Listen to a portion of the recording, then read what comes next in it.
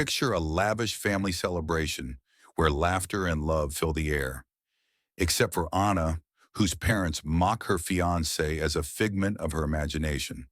Then he walks in, and the room falls silent. This is the story of how one woman silenced her doubters, soared beyond their dreams, and found peace in her own truth. My name is Anna, and at 34, I'm a designer who strayed far from the path my Indian American family laid out for me. I grew up in a tidy suburb of Northern California, in a home fragrant with cumin and coriander, where my parents, Arvin and Priya, had a clear vision for my life. The script was simple: attend a top college, Stanford or Berkeley, become a doctor, lawyer, or engineer, marry a suitable Indian man by 30, have 2 children, and settle within a 30-mile radius so they could babysit on weekends and critique my spice cabinet. It was a map drawn with love but rigid lines, and I couldn't follow it. At 21, I chose design over medicine, a decision that sparked murmurs at family gatherings. "Art's a hobby, not a career," my father said, his brow furrowed over his morning chai. My mother, ever practical, nodded in agreement, her bangles clinking as she stirred lentils. "You need stability, Anna." When I dropped out of grad school at 25, accepting a marketing job with a global firm in Berlin, their disappointment hardened. "Freelancing?" my mother said, the word dripping with skepticism. "That's just unemployment with a laptop." Every phone call became a courtroom, with me defending my choices, consulting for brands across Europe, building a life that felt vibrant and mine. They saw it as reckless, a betrayal of their sacrifices as immigrants who'd worked tirelessly to give me opportunities. The deepest rift came when I told them about Zaid, my fiancé. I'd met him 2 years earlier at a conference in Stockholm where he spoke about aviation logistics. Zaid was a pilot and consultant, splitting his time between Sweden and Dubai, with a quiet confidence that drew me in. His hazel eyes crinkled when he laughed, and he listened in a way that made me feel seen. I waited a year to tell my family, knowing their wariness of my dating outside our Indian community. When I finally shared the news, my mother's response was sharp. "Why haven't we met him? Is he even real?" Her tone was half joking, but the doubt stung. My father, ever the pragmatist, asked for his resume, as if love required a LinkedIn profile. I brushed it off, but their words lingered, a quiet wound. Last December, my cousin Dia, 29, got engaged to Armen, a cardiac surgeon who embodied every Indian American ideal: Ivy League degree, steady career, respectful demeanor. Their engagement party was a spectacle, held in a grand California banquet hall with chandeliers casting golden light over tables laden with butter chicken, naan, and mango lassi. A dance floor pulsed with Bollywood beats, and relatives from across the country mingled, their saris and suits of vibrant tapestry. I arrived alone, wearing a wine-colored sari, its silk folds a traditional Indian dress that felt like armor against the inevitable questions. Zaid was in Palo Alto for a last-minute client meeting, but promised to join me by dinner. We'd flown from Dubai on a private jet, a perk from his aviation work that made navigating Bay Area traffic easier. It wasn't extravagance, just practicality for a man whose life revolved around precision. The moment I stepped into the hall, the whispers began. An auntie, her gold earrings glinting, offered a tight smile. "Anna, where's your fiancé? Still in Dubai?" Another relative, sipping chai, leaned in. "You're 34, dear. Have you thought about settling down?" I nodded politely, focusing on Dia, who glowed in a lehenga embroidered with silver thread. She hugged me tightly, her warmth a reminder of why I'd come: to celebrate her, not to defend myself. But as I moved through the crowd, the weight of their scrutiny grew heavier. Then I overheard my mother near the bar, her voice carrying over the clink of glasses. She stood with Dia's mother, her sister, and a cluster of aunties, laughing as she spoke. I told Arvin, Anna says he's in aviation. But what does that mean? A flight attendant. I'm not sure he's real. Their laughter was loud, unguarded, the kind that assumes no one important is listening. My hand tightened around my glass of sparkling water, the bubbles fizzing against the ache in my chest. I should have walked away, but I stood frozen, letting their words wash over me. My father nearby didn't laugh, but his silence was its own judgment. The evening progressed and the toast began. Dia's friends shared heartfelt stories. Armin's cousins recounted his kindness, and even my younger brother Neil, who I hadn't spoken to in months, gave a smug speech about finding the one. Then the planner, a brisk woman with a clipboard, handed me the mic. I hadn't planned to speak, but the room turned toward me, their eyes a mix of pity and curiosity. I stood, heart pounding, the sorry's weight grounding me. I'll keep it short, I said, my voice steady despite the tremor in my hands. It's beautiful to see two people celebrated, supported, believed in. Not everyone gets that, so if you do, hold it tight. The words were simple, but they carried the weight of years spent justifying my existence. The room clapped politely, but their judgment lingered, a familiar shadow. Then, through the hall's wide windows, a sleek black car pulled up, its headlights slicing through the dusk. Zaid stepped out, his navy suit tailored to perfection, hair tousled from piloting a private flight from Palo Alto. The room hushed as he crossed the floor, his watch catching the chandelier light. Sorry I'm late, he said, his grin disarming the tension. Just flew in from a meeting. A gasp rippled through the crowd. Zaid reached me, his hand brushing my arm as he kissed my forehead. Miss your toast? He asked softly. Right on time, I replied, my heart lifting like a bird taking flight. He turned to my mother, extending a hand.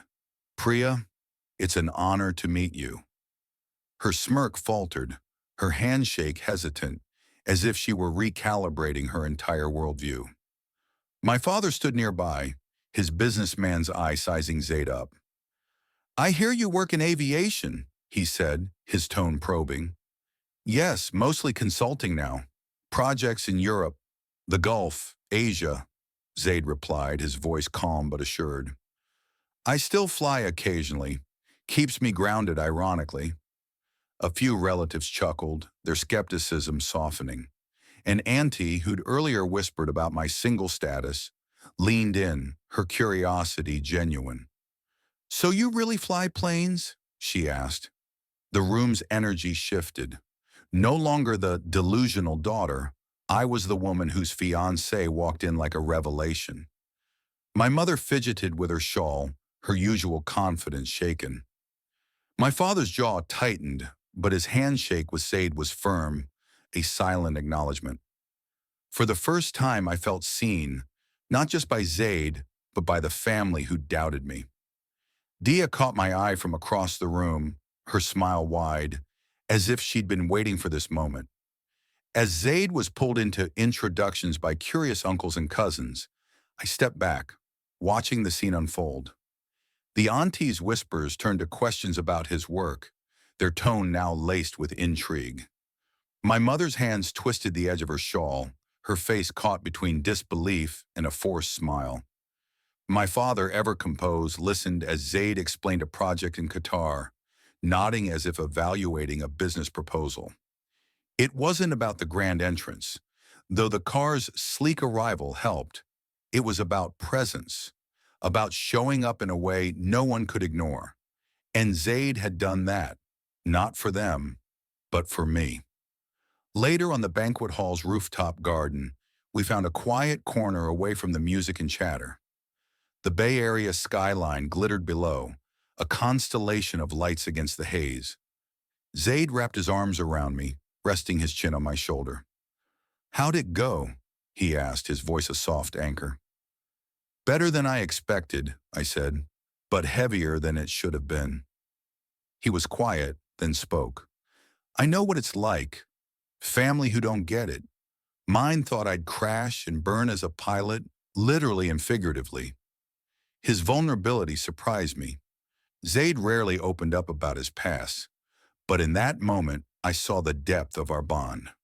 We both fought to be seen, to carve paths no one else understood. They'll catch up, he added. I'm not waiting, I replied, leaning into him. I know, he said, pulling me closer. We stood there, the music below fading to a slow, soulful melody. The stars were faint, but the air felt clear, as if I'd exhaled a breath I'd held for years. I didn't know if this night would change my family, but it had changed me. For once, I wasn't bracing for judgment. I was standing in my truth. The days that followed were quiet but telling. No grand apologies came, no tearful reconciliations, but small gestures emerged, like cracks in a wall letting light through. My mother posted a photo of Zaid and me from the party in our family group chat, captioned, "A night to remember." It was the first time she'd publicly acknowledged him, a tentative step. Neil, my brother, texted out of the blue, "Sorry if I've been a jerk. That was impressive." I stared at the message, unsure whether to laugh or cry. Even Dia's mother, who'd laughed loudest at the imaginary fiancé joke, sent a hesitant email asking about my work in Berlin. "Sounds interesting," she wrote, the words stiff but earnest. A week later, I visited my childhood home in San Mateo to pick up some family heirlooms. A shawl that had belonged to my grandmother. A box of old jewelry my mother insisted I take before moving back to Dubai. Zaid stayed in the car, scrolling on his phone, giving me space. Inside, the house smelled of incense and roasted spices, a familiar comfort. In the hallway among framed family photos, I noticed a new addition. Zaid and me, smiling at the engagement party, our faces lit by the banquet hall's glow. "Did you print this?" I asked as my mother entered, carrying a tray of chai. "Dia sent it," she said, adjusting a vase on the console table, though it didn't need adjusting. "It's a nice picture." I paused, the weight of the moment settling. "Did you like it?" "I did," she said, then added, "He seems thoughtful." It wasn't an apology, but it was close, a bridge we could both cross. "I never needed you to be impressed," I said, my voice soft but firm. "I just needed you to stop assuming I was lying." She didn't argue. A rarity. "You've always done things differently," she said, her bangles clinking as she set the tray down. "Maybe different isn't wrong." The words were simple, but they carried years of unspoken tension. I hugged her briefly, the embrace awkward but genuine, and left before we could say too much. In the car, Zaid glanced at me. "You okay?" "Yeah," I said, and I meant it. The weight of my family's doubt hadn't vanished, but it was lighter, like a stone smoothed by time. Meanwhile, my career was gaining momentum. My branding consultancy, built through years of late nights and transatlantic pitches, had landed a major client, a luxury conglomerate based in Paris. The contract pushed my firm towards 7 figures, a milestone I'd barely dared to dream of in my 20s. I didn't need my family's validation, but I wanted them to see what I'd built, not to gloat, but to close a chapter that had hung open too long. Months later, an opportunity arose that felt like fate. A high-profile business summit in Dubai invited Zaid to speak on aviation logistics in emerging markets, and me to discuss building personal brands across cultures. The organizers had seen my firm's growth, my work with global brands, and wanted my story. I agreed on one condition. I could invite guests. I sent priority invitations to my parents, enclosing a handwritten note. "You once asked if I was serious about my life. I'd like to show you what serious looks like." I didn't expect a reply. Their silence stretched 3 days, each one heavier than the last. Then my mother texted, brief but clear, We'll be there. Zaid picked them up from Dubai's airport in our Tesla, navigating the city's gleaming highways to our three-bedroom apartment overlooking the Palm Jumeirah. Floor-to-ceiling windows framed the skyline. Moroccan tiles glowed in the kitchen, and my curated art collection, pieces from Jordan, Croatia, and local Emirati artists, lined the walls. My mother's eyes darted from the modern lighting to the rooftop terrace where I hosted investor dinners. My father, usually reserved, raised an eyebrow at the view, his silence louder than words. They'd pictured me as a struggling expat, scraping by in a cluttered flat. Not a woman signing NDAs with billion-dollar clients. That evening, over dinner at our polished dining table, my mother asked cautious questions about my work. "You consult for brands?" she said as if testing the words. "Like advertising?" "More than that," I said. "I help companies tell their stories. Luxury hotels, fashion houses, tech startups. It's about identity, not just ads." She nodded, her bangles quiet for once. My father listened, his fork pausing mid-bite as Zaid described a project in Riyadh. The conversation was stilted but earnest, a fragile step toward understanding. The night before the summit, I paced our living room, rehearsing my speech. Notes were scattered across the coffee table, my laptop open to a slide deck. Zaid sat on the couch reviewing his own presentation. "They'll see you tomorrow," he said, looking up. "Not the daughter they doubted, the woman you are." I stopped pacing, nerves settling. "I just want them to understand." "They will," he said, squeezing my hand. His steadiness was a gift, one I'd come to rely on without realizing. The summit was held in a sleek convention center, its glass walls reflecting Dubai's towering skyline. I stood backstage adjusting my white tailored pantsuit, hair pulled back in a low bun. The audience, executives, entrepreneurs, even minor royalty, filled the auditorium, their murmurs a low hum. My parents sat in the front row, my mother in a teal sari, my father in a pressed suit, their faces unreadable. Zaid's speech came first, a confident dissection of aviation trends that earned nods from industry leaders. Then it was my turn. I stepped to the podium, the spotlight warm on my face. "I learned early that not everyone will believe in you," I began, my voice clear. "I was underestimated, told my dreams were hobbies, that my path was reckless. But I built my own table when no one offered me a seat. I spoke of resilience, of scaling a business across cultures without venture capital, of proving my worth through work that spoke louder than doubt.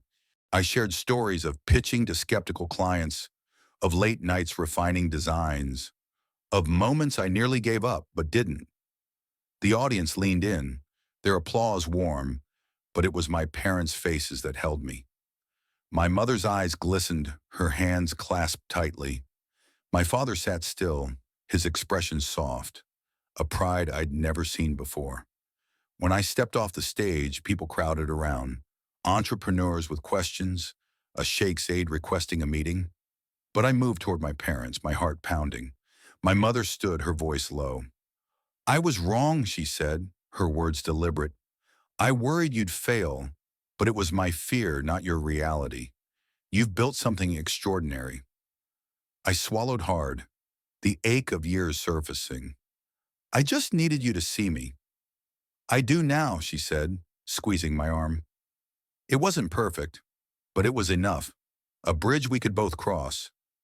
My father joined us, his hand resting briefly on my shoulder.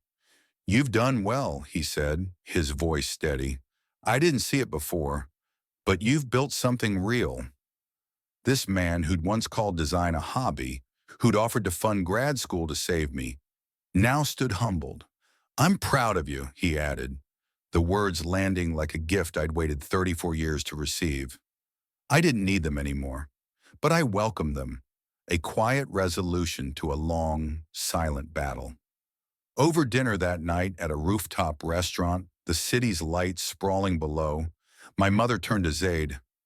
Thank you for standing beside her, she said, for believing in her when we didn't. Zaid nodded, his smile polite but reserved, because it wasn't about them anymore.